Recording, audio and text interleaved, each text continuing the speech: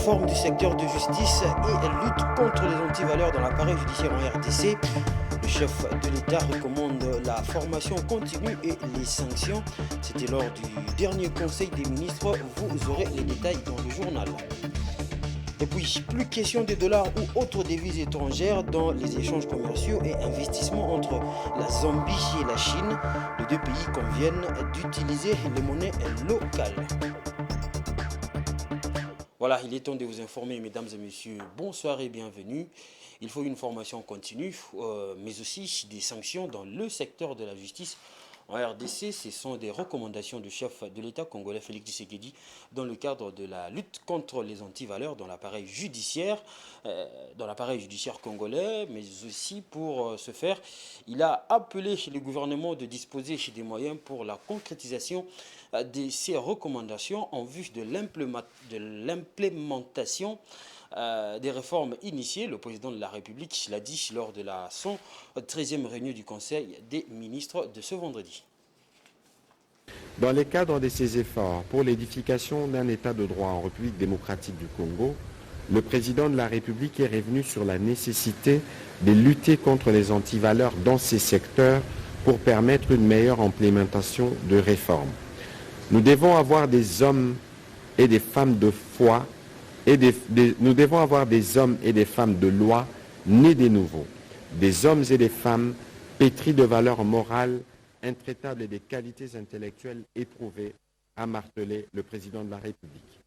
Il a ensuite recommandé une formation continue et l'instauration de la sanction qui requiert un fonctionnement efficient de chambre des disciplines au sein du Conseil supérieur de la magistrature, un objectif primordial à atteindre sans complaisance ni discrimination. Pour la mise en œuvre de ces recommandations, le président de la République a chargé le gouvernement, à travers les ministères du budget et des finances, de tout mettre en œuvre pour permettre au Conseil supérieur de la magistrature non seulement de faire fonctionner les chambres des disciplines, mais aussi de couvrir tous les ressorts de la République des magistrats en nombre suffisant. Ceci participe aussi à la restauration de l'autorité de l'État. Dans le même sens, les processus de la création d'une direction générale des services de la justice devraient être soutenus et accélérés. Par ailleurs, le président de la République a rappelé au Conseil supérieur de la magistrature les assignations de son discours lors de l'ouverture de la session des formations des nouveaux magistrats et des mesures devant orienter son action. La 12e session ordinaire de la Commission mixte de défense et sécurité RDC Zambie s'est clôturée vendredi 15 septembre 2023. Une réunion ministérielle a été organisée pour cette dernière journée. Elle a été présidée par le vice-premier ministre congolais ayant en charge l'intérieur et la sécurité, Peter Kazadi. Il a appelé à coaliser les efforts afin de mieux mettre en œuvre des accords conclus. Patrick Ilunga. La RDC et les Zambies s'engagent à sceller davantage le lien de coopération et de bon voisinage. À l'issue de travaux de la 12e session ordinaire de la Commission mixte de défense et sécurité RDC Zambie qui s'est clôturée à Lubumbashi le vendredi 15 septembre, la délégation zambienne, conduite par le ministre de la Défense Ambrose Lufuma, s'est dissatisfaite de la conduite des débats lors des assises. Le ministre zambien et le chef de la délégation congolaise venue de Kinshasa, le vice-premier ministre en charge de l'intérieur et sécurité Peter Kazadi, ont rendu hommage au président zambien Hakainde Hichilema et au chef de l'État congolais Félix Tshisekedi pour leur volonté exprimée en vue du rapprochement de deux pays. Ainsi, la Zambie et la RDC se sont engagés à lutter contre la criminalité transfrontalière, la contrebande et bien d'autres menaces. Les experts de deux pays ont formulé à ce sujet un certain nombre de recommandations et pour Maître Peter Kazadi, les deux pays doivent mettre en application les accords conclus. Comme vous le savez, les conclusions positives auxquelles nous sommes parvenus, l'essentiel à mes yeux paraît être l'affirmation solennelle et réitérée de la ferme volonté de nos deux chefs d'État de bien vouloir consolider leur coopération bilatérale, car il est à souligner que nos deux pays doivent désormais vivre l'ère de la mise en œuvre des accords conclus entre eux depuis de nombreuses années. Dans son discours, le vice-premier ministre a salué l'implication du gouvernement zambien pour l'aboutissement de la 12e session de la commission mixte défense RDC-Zambie. Il s'est dit convaincu quant à la réalisation des engagements qui ont été pris pour la paix et le vivre ensemble. La Zambie a par ailleurs invité la RDC aux travaux de la 13e session qui se tiendra en Zambie l'année prochaine. Du 9 au 14 octobre 2023 se tiendra la troisième édition de la Semaine congolaise du tourisme. C'est le ministre de tutelle qui l'annonce au Conseil des ministres. Thème choisi, la promotion des investissements verts dans le secteur du tourisme. C'est là comme pour faire un trait d'union entre le secteur touristique et les questions environnementales que connaît le monde actuellement et dont la RDC joue un rôle important du fait de ses potentiels. Suivez. C'est la deuxième semaine congolaise du tourisme de décembre 2022 a été placée sur le thème « Repenser le tourisme » pour cette troisième édition qui aura lieu du 9 au 14 octobre prochain. Le thème a un lien direct avec les défis majeurs auxquels la planète fait face actuellement, les effets néfastes de changement climatique. La promotion des investissements verts dans le secteur du tourisme comme thème choisi rencontre la position de la République démocratique du Congo qui se définit comme pays solution dans la lutte contre les dérèglements climatiques. Ces thèmes, a insisté le ministre, tombent à point nommé pour notre pays, qui se positionne comme un pays solution dans la lutte contre le changement climatique, la protection de l'environnement et la restauration de la biodiversité avec ses patrimoines naturels, qui est les bassins du Congo, poumon écologique de la planète. Le secteur du tourisme congolais se veut donc être un acteur de la protection de la biodiversité à travers la promotion des investissements verts pour le développement du tourisme. Le Conseil a pris acte de cette note d'information.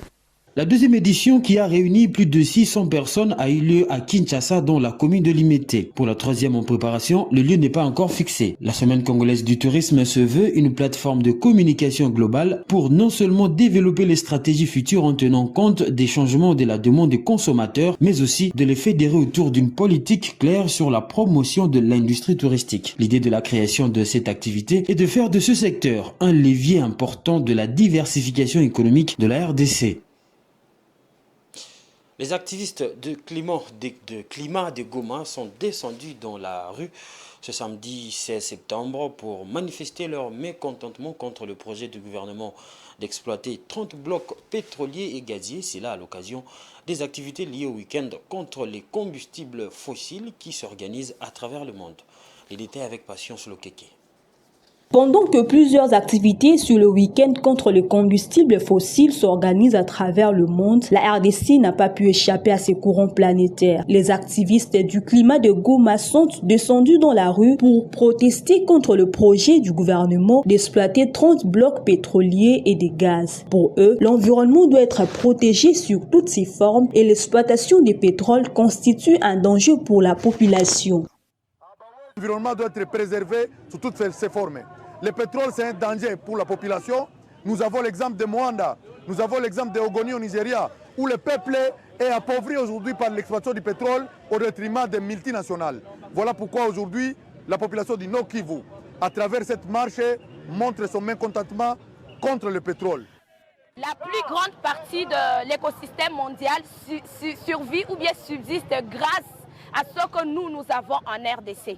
Et si nous procédons, et si la RDC procède à la vente des 30 blocs pétroliers, cela va seulement non détruire l'écosystème congolais, mais aussi l'écosystème mondial. Les forêts du bassin du Congo absorbent 1,5 milliard de tonnes de dioxyde de carbone, soit environ 4% des émissions mondiales. Le forage pétrolier et gazier provoquerait la libération de ces gaz dans l'atmosphère. Tous ces gens qui se trouvent aujourd'hui à New York pour parler de l'avenir sur le plan écologique, leur dire qu'au Congo, on a lancé la vente de blocs pétroliers. Or, aujourd'hui, l'humanité est en train de combattre les industries de fossiles. Pour rappel, le ministre des Hydrocarbures, Didier Bidimbu, avait lancé en juillet 2022 des appels d'offres d'attribution des 30 blocs, dont 27 pétroliers et 3 gaziers. Une exploitation qui, pour lui, devrait permettre l'augmentation de recettes du budget de l'État. Cette activité du week-end contre le combustible fossile est organisée par les ONG à l'échelle mondiale. Vous informer, c'est aussi à l'international.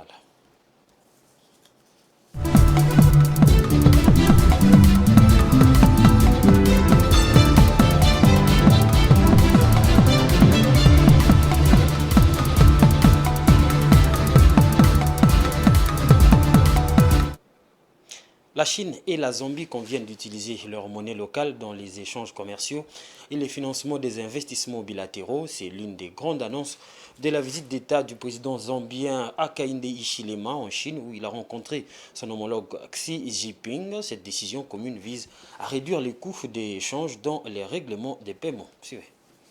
Osaka et Pékin soulignent que l'utilisation des monnaies locales pour les règlements des échanges commerciaux et le financement des investissements bilatéraux vise à réduire les coûts d'échange. Cette annonce est rendue publique à travers une déclaration commune publiée ce vendredi 15 septembre en marge de la visite d'État du président zambien Hakainde Hichilema à Pékin. La Zambie et la Chine ont d'autre part annoncé le relèvement de leurs relations bilatérales au niveau des partenariats stratégiques globaux et le renforcement de leur coopération dans le domaine de l'exploitation minière. Le président Hichilema a entamé le 10 septembre sa première visite d'État en Chine depuis son accession au pouvoir en 2021. Il a été très critiqué localement par ses fréquentes visites dans les pays occidentaux au détriment des liens plus faibles avec la Chine, qui est le plus grand créancier bilatéral de Lusaka. Selon le think tank américain Entreprise Institute, la Chine a également investi plus de 11,3 milliards de dollars américains dans des projets d'infrastructure en Zambie entre 2014 et 2023 dans le cadre de l'initiative des nouvelles routes de la soie. L'Empire du Milieu absorbe par ailleurs environ 20% des exportations de ce pays d'Afrique australe.